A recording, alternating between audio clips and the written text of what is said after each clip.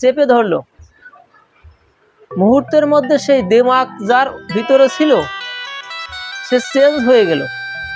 এত শক্তিতে শক্তিমান অর্জুন, সে যুদ্ধ ক্ষত্রিয় নন্দন হয়ে আজ যুদ্ধক্ষেত্রে এসে এই অবস্থার দর্শন করে সঙ্গে সঙ্গে তার হাত পা কেঁপে উঠেছে, হাত কাঁপতেছে, পা কাঁপতেছে, এবং যে গান্ডীবটা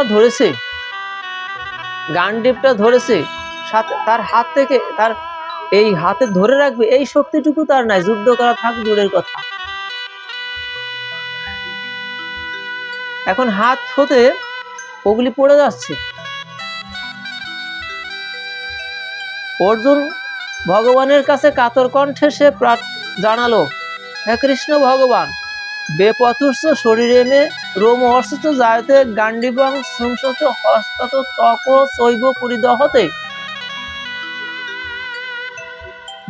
যে ধনুর্বাণ ধরে আমি যুদ্ধ করব, এই গান্ডীব ধরে যুদ্ধ করব, এ আমার হাত থেকে এমনিতেই খসে পড়ে যাচ্ছে। আমি কি করে যুদ্ধ করব? আমি একেবারে শক্তিহীন হয়ে পড়ছি, আমার কোনো শক্তি নাই, আমার হাতে কোনো শক্তি নেই, পায়ে কোনো শক্তি নাই। আর আমার যে মনের একটা জোর ছিল, সেই মনেও কোনো জোর নাই, আমি একেবারে শক্তিহীন হয়ে পড়ছি। মুহূর্তের মধ্যে চেঞ্জ হয়ে গেল, পরিবর্তন হয়ে গেল। যেন একটা এমন নরম হয়েছে তার অন্তরটা, যেন একটা ননির পুতুলের মতো, রাধে রাধে হরি বলো, নরম হয়ে গেছে।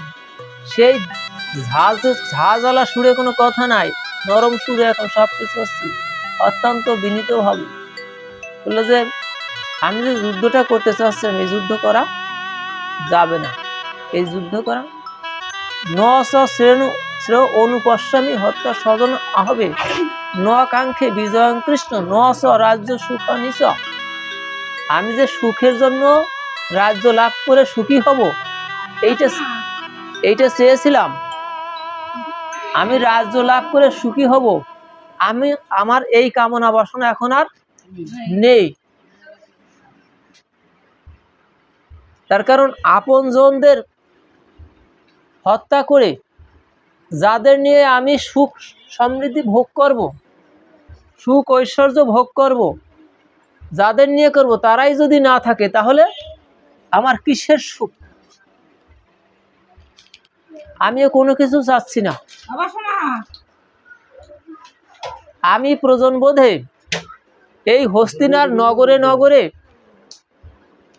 ভিক্ষাবৃত্তি অবলম্বন করে এক মুষ্টি ভিক্ষা করে করে আমি জীবিকা নির্বাহ করব, তবু আমি এই রাজ্য, ধন, মান, ঐশ্বর্য আমি কোনো কিছু কামনা করছি না।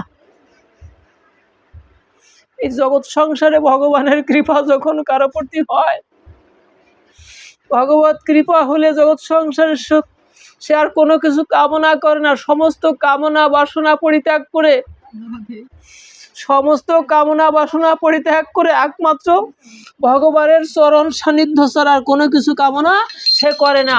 একমাত্র ভগবানের চরণ ছাড়া সে আর কোনো কিছু তার কামনায় থাকে না।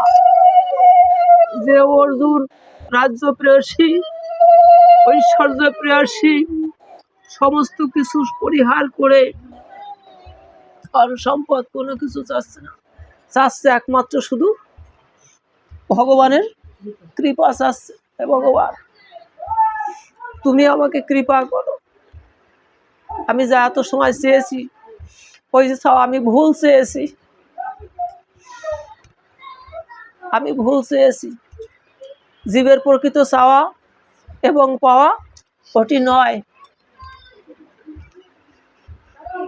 এবং উক্ত অর্জুন সংখ্যে রথপন্থে উপবিশত বিসৃত শশনম চাপম শোক সংবিঘ্ন মানুষ। এমন শোকের সাগরে পড়ে গেলেন, ওই ধনুর্বাণ ছেড়ে দিয়ে, সমস্ত কিছু ছেড়ে দিয়ে শোকাকুল অবস্থায় ওই রথের উপর হতাশাগ্রস্ত হয়ে বসে পড়লেন। বললেন, হে কৃষ্ণ,